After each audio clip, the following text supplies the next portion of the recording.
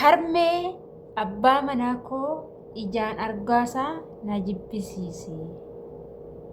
Maali dhala koo anoon beeku harmee koo ijaan argaasaa baay'een jibbe. Kanaafuu harmee koo abbaa manaa koo akka du'uun barbaada jetti intalli. Egaa shamaa harka fuune kabajamtootaa fi daawwattoota hordoftoota keenya nageenyi koo kan jaalalaa fi kabajaa bakkaa fi lafa jirtan isiniif haa baay'atu. Anis obboleettiin keessan bakkaa fi lafa jirtutti Waaqayyoof galannaa ga'u nagaa fayyaa kootidha. Isinis akka nagaa fayyaa naaf taatan Waaqayyo irraa abdii guddaan qaba. Egaa seenaan dubbisee irraa baradheerraa isinii qooduu dhufee jira. Isinillee waa baay'ee irraa barattu waan ta'eef hanga xumuraatitti nu wajjin turaa jechuun affeerraa kooti. Egaa seenichis akkas jedha.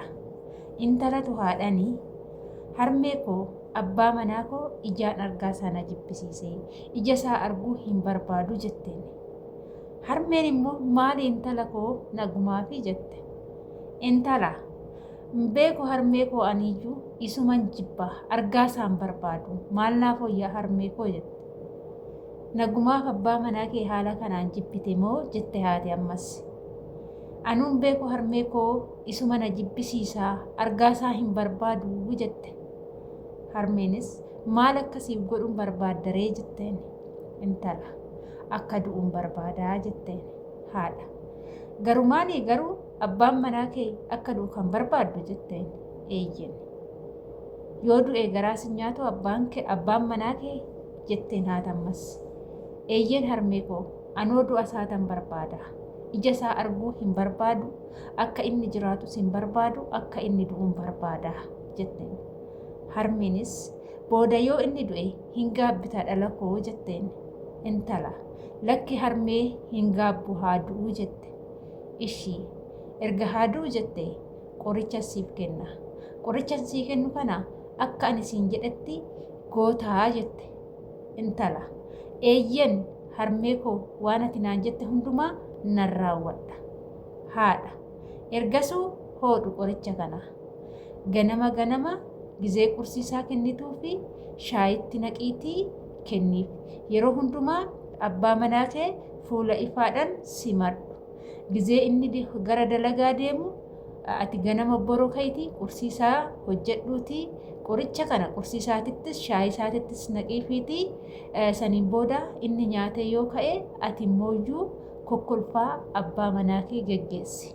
Galgala yeroo deebi'us uffata ganama ittiin gaggeessite sana osoo hin taane uffata haaraa biraa uffadhuutii qaama keetti shittoo dibadhuutii mana kee faa godhii bareessii nyaata qopheessii mana sirritti urgeessii abbaa manaa kee eegi. Inni waan ati jaalatte se'ee haa shawwadamuuti. Qorichi kuni suutaan isa ajjeesa waan ta'eef. Intala gammachuudhaan tolee harmee koo waan ati naan jette hundumaa nan raawwadha jettee gara mana isheetti sokkite. Intala waan haati jetteen hundumaayyuu raawwachuu eegalte. Gizee kana akkuma bulaa deemuun abbaan manaa intalaaf kennaa garagaraa kennuu eegale. Yeroo ganama manaa ba'u adda isheerra dhungatee haadha manaa koo nagaan naa ooli jedhee kokkolfaa gara dalagaasaa deema. Galgalas yeroo galuu kennaa garagaraa bitee fi dhufee haadha manaasaa dursee dhungatee kennaa kenneefii deema. Intallis akkuma haati gorsite san mana sirritti bareessitee ofii isheetiifis sirritti of bareessitee abbaa manaa ishee eegdi. Abbaan manaa ishee kan duraa caalaa haadha manaasaatti gammaduu eegale. Yeroo kana intalli baay'ee gaddaan guutamtee boo'uu eegalte. Immimmaan hin guutamti. Gizee isa gaggeessitu immimmaan hin guutamti. Immimmaan gaabbii abbaan manaa ishee akka hin duune barbaaddi. Haadha bira deemte. Harmee ani maaloo abbaa manaa koo naaf oolchii akka inni du'u hin barbaadu.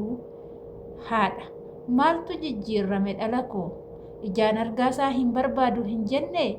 Intala garuun beeku waan inni jijjiirrame hin beeku. Abbaan manaa koo jijjiirrama guddaa fidee jira. Jijjiirrama guddaa qaba. Amma ani akka inni du'u hin barbaadu akka jiraatu hin barbaada. Haadha maal siif hoyyaree situ bar qoricha kenninaan jedhe waan ta'eef qorichi suutaan ajjeesa.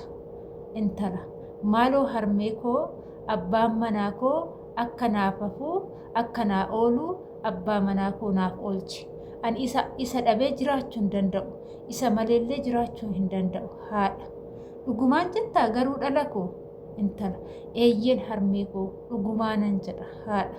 Ergasuu ani qorichi sitti kennee qoricha ajjeesoo osoo hin taane baaluma shaayitan daakee sitti kenne. Abbaan manaa kee hin du'uu ni jiraata. Argitee abbaan manaa kee jalqabaa fi amma wanti inni jijjiirame wanti gorsa ani si gorsi kana waan raawwatteef. Dubartiin mana keessatti yoo ofgatte abbaan manaa ala deema waan ta'eef. Egaa hordoftoota kiyyaa seenaa kanarraa waa hedduu barattu jedhee yaada. Keessattuu shamarran gaafa bultii keessa seennu gaafa bultii ijaarrannu jechuudha. Yeroo baay'ee dhiironni tokko ala ilaalu oduma haadha manaa qabanii dubartii biraa ala kajeelu jechuudha. Maaliif yeroo jenne nuti yeroo tokko gaafa bultii ijaarranne shamarri tokko amma fakkeenyaaf ani hiriyoota kiyya irraa gaafan jalqabe jechuudha. Gaafa yeroo maatii keenya bira jirru haalli uffannaa keenya haalli keenya baay'ee fataa kan jedhedha. Dhiironni garaagaraatis immoo jaalala adda addaa nu gaafatanii jaalalaan kan wajjin jiraatan hedduu jira. Gaafa bultii keessa seenne garuu duba shamarri hedduun gaafa daa'ima takka deesse kan ofgattu hedduutu jira jechuudha. Maaliif jennaani bakka yeroo heeruman dubartoonni hedduun ofgatu gaafa ofgatan dhiironni immoo dubartii akkasii hin barbaadu jechuudha. Wanni beekuu qabdan bultii keessatti dhiirri jechuudha yeroo kamiyyuu kan jaalatu dubartii dhiqattu, dubartii uffannaa ishee jijjiirrattu, dubartii yeroo hundumaa fataa jechuudha. Ogguma dalagaan mana san keessaallee sinitti kan ulfaatu ta'e gargaartuu qaxaratanii of eeggannudha. Qaasha dubartiin kamiyyuu qaama ishee eeggachuu qabdi jechuudha. Akkasumas abbaan manaa ishee ganama yeroo hojii deemu obboroon kaatee qursii isaa qopheessitee fi haala gaariin haala ifaan gaggeessudha. Galgala yeroo inni galus immoo gaheen dubartii mana keessa qulqulleessitee qaama ishee qulqullina ishee eeggattee mana ishee ixaana aarsitee fataa jedhee yeroo hunda abbaan manaa kee yeroo alaa galu yeroo hundumaa haala kanaan yoo si arge na amaniiti abbaan manaa ala in ilaalu jechuudha. Abbaan manaa tokko kan abbaa warraa kee tokko wanti inni ala ilaaluuf yoo jiraatillee jechuudha hir'ina mana keessaa yoo arge jechuudha. Dubartiin yookaan haati manaa isaa sun hir'ina yoo qabaatte of qaqqabannaa irratti mana ishee qabannaa irratti haala ishee wanta si rakkisu tokko yoo jiraate wanti sitti ulfaatu tokko yoo jiraate ifa gootee abbaa manaa kee gaafachuudha malee jireenya jettee gad of qabdee zigirgir of gootee jiraachuu hin qabduun affeerraa kooti. Egaa viidiyoo kanarraa seenaa kanarraa waa baay'ee barattu jedhee yaada. Haati intala ofii gorfattee haala kanaan abbaan manaa ishee immoo akka sirriitti jaalatu gootee jirti jechuudha. Asirraa kan namoonni baay'een waa hedduu hubattu. Ani waanan irraa baradheef barumsa guddaa waan irraa argadheef gara fuuldura kiyyaas akkamta jiraachuu barbaadu waanan irraa bareefan isinii qoodee isiniin jechuu jaaladha. Sumarraanis turtiin wajjin gootaniif ulfaadhaa galatoomaa. Mana kanaa laayik sheer gochuu sabiskiraayib gochuun nu jajjabeessa isiniin jechuun affeerra kooti. Yaada dabalataa yoo qabaattan mana kana laayik gochuudhaan eegalaa isiniin jechuun affeerra kooti.